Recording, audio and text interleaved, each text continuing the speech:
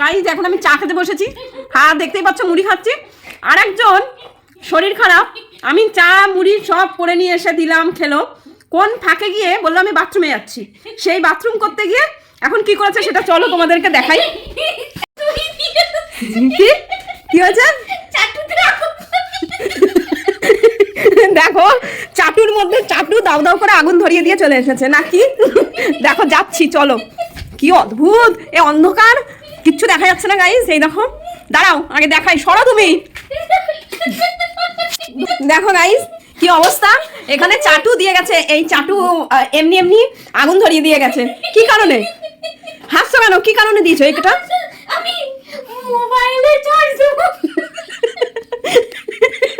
তো মোবাইলে চার্জের সঙ্গে এই চাটু আগুন ধরানোর কারণটা কি আমি তো বুঝলাম না। মোবাইলে চার্জ দেব বলে মোবাইলের চার্জার নিয়ে যাব, কি চাটু দাও।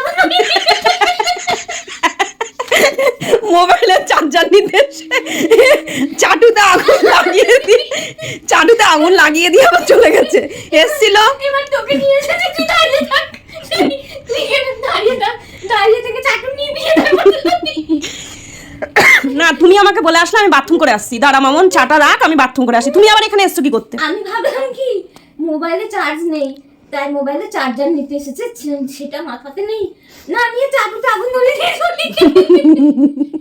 কি অদ্ভুত গাইস, তুমি দেখো আমি এখন নিবাচ্ছি চাটু, এই যে দেখো এবার নিবালাম। কি অদ্ভুত এগুলো, চিন্তা করতে পারো এই মহিলাকে দিয়ে কি হবে।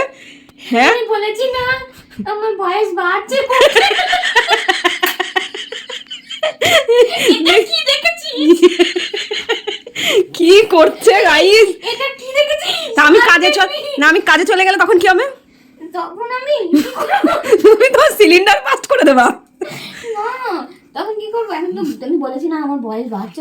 চুপ করো, বয়স বাড়ছে বলে চাটুতে আগুন ধরিয়ে দিয়ে চলে যাবা, অদ্ভুত। ঠিক আছে চলো চলো এখন এবার চা খেয়ে নি।